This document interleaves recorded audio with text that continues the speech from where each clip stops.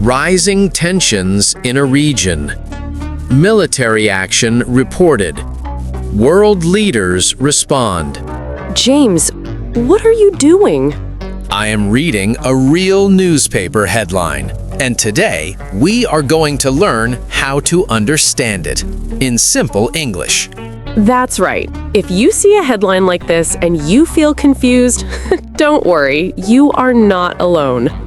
By the end of today's episode, you will know exactly how to read it, understand it, and even talk about it with your friends. So stay with us. This one is really good. Hello, welcome back to Smart English Official, the place where English becomes easy and learning becomes fun. I'm Lima. And I'm James. Hello, everyone. So happy you are here with us today. James, how are you feeling today? Honestly, Lima, I am feeling a little bit serious today. Why? What happened? I was reading the news this morning and I found a very big headline. Oh, the world news? Yes, a headline about rising tensions. Ah, yes. This kind of news is everywhere right now. And I thought, this is perfect for our listeners. I agree completely, because many of our students want to understand the news, but the words are too difficult. Exactly. And today, we fix that. Together. But first, a very quick favor. If you are new here, please subscribe to Smart English Official. Click that button right now. And if you enjoy this episode, please give it a like. It really helps us reach more learners just like you. We read every comment, so say hello below. Tell us, where are you watching from today? Okay, are you ready? Let's go. Part 1. How to read a newspaper headline. Okay, James, here is our headline for today. Are you ready? Ready. Ooh, rising tensions in a region. That is only 5 words, but it says so much. Exactly. And this is very important. Before we start, I want to say something. Yes, please. Today, we are not discussing politics. We are not taking any side. We are not blaming any country. That is right. Today, we are learning a skill. Yes, the skill is how to understand news English. That is our only goal today. Okay, good. Now, let's look at the headline again. Rising tensions in a region. A headline is short, very short, but it tells you the most important idea. So the first skill is just read the headline slowly. Don't rush. Read it one word at a time. Let's do that together. Word 1, rising. Rising. That means going up, getting bigger, like when water rises. So in the news, rising means something is getting bigger or more serious. Word 2, tensions. That's a harder word. We will explain it more in part 2, but for now, think of tensions as a bad feeling between people or countries. Like when two people are angry at each other, but they haven't started fighting yet. Exactly. That uncomfortable feeling, that is tension. Word 3, 4, 5. In a region. A region is just a part of the world, an area, a zone. A region could be any part of the world. North, south, east, west.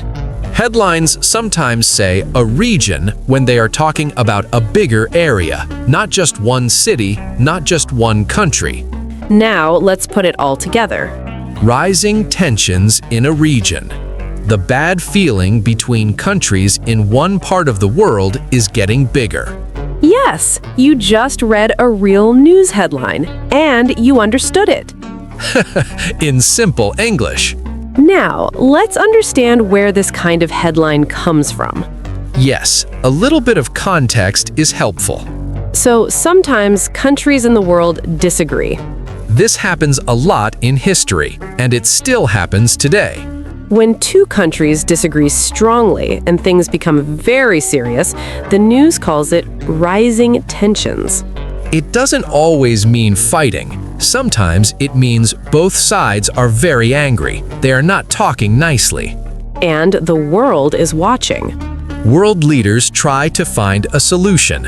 International organizations get involved. International means between many countries, not just one. And when the world watches together, it becomes big news.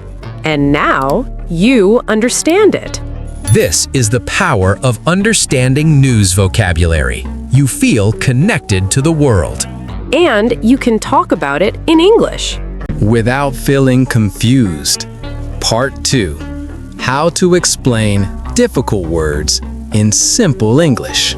Okay, James. Part 2. This is my favorite part Why?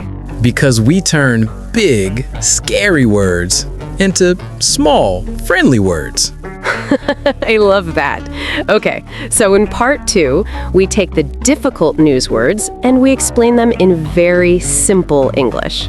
This skill is so useful because sometimes you read a word in the news and you just stop. Your brain says, I don't know this word, and you give up. But today, we stop giving up. The skill is not to know every word. The skill is to explain it simply, like a teacher talking to a child. Exactly. Okay, Lima, let's start. Word 1, tensions. Tensions. Okay, imagine two neighbors. They are angry at each other. They don't talk, they look at each other with serious faces. That uncomfortable feeling between them is tension. Now, imagine two countries doing the same thing. They are not fighting, but the feeling between them is very uncomfortable. That is tensions between countries. Listeners, write this in your notebook.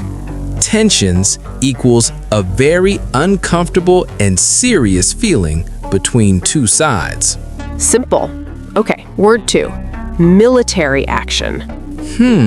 This one sounds serious. It is, but we can explain it simply. Military means the army, the soldiers of a country. And action means doing something. So, military action means when a country uses its army in a serious situation. It could mean many things.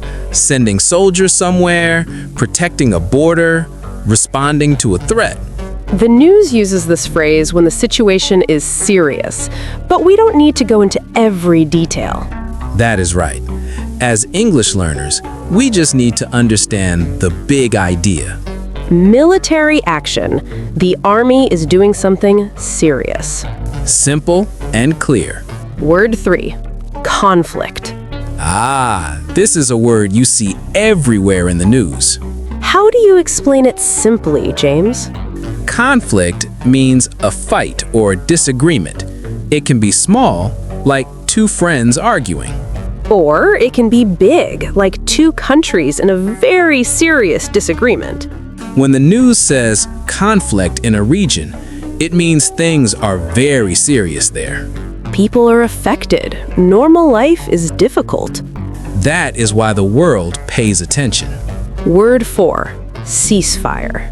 Oh, I like this word because it's actually two words together. Yes, cease means stop. Fire here means the fighting. So a ceasefire means both sides agree to stop fighting. At least for a while. That is always a good sign. When you see ceasefire in the news, it means people are trying to find peace. And peace is always the goal. Word 5, diplomatic talks. Oh, this is a very important phrase. Diplomatic means peaceful, using words, not weapons. And talks just means conversations, meetings. So, diplomatic talks means leaders from different countries are sitting together and talking to solve a problem. Without fighting. That is the best way to solve problems. In countries and in life. Do you see how these words are not so scary now? They were big before, but now they're small. That is what Smart English Official does. We make English simple for you. every single time. Part 3. How to have a simple conversation about the news. Okay, everyone, part 3, the final part. This is where we put everything together. Because knowing words is one thing, but using them in a real conversation, that is the real skill. So, Lima and I will show you a simple conversation about today's headline. And while we talk, listen for the useful phrases. You can use these phrases too. Ready, Lima? Ready. Okay, imagine we are two friends. We just finished our morning coffee. James picks up his phone. Hey, Lima, did you see the news today? No, what happened? There is news about rising tensions between country A and country B. Oh no, is it getting worse? It looks like it. The situation has been difficult for a while. That is so sad. What started the problem? Well, they have had a disagreement for a long time, and now it is becoming more serious. Is any other country involved? Yes, a large global power is also watching the situation closely. Oh yes, when big countries get involved, the tension becomes even bigger. Exactly. The United Nations is also calling for diplomatic talks. I hope both sides listen. People just want peace. Yes, normal families, normal people. They don't want conflict. Do you think there will be a ceasefire soon? I really hope so. The world is watching. Okay, let's stop there. Did you notice something? That conversation sounded natural, and we used real news vocabulary. But we kept it simple. And we didn't take any side. No blame, no politics. Just English. Just learning. Now, let's look at the phrases from the conversation. Phrase 1. Did you see the news today? This is a great way to start a conversation. It's friendly, it's natural. Phrase 2. What happened? Just 2 words, but very powerful. Phrase 3. Is it getting worse? This shows you are interested, you care. Phrase 4. What started the problem? A great follow-up question. Follow-up question means your second question, after the first answer. It keeps the conversation going. Phrase 5. That is so sad.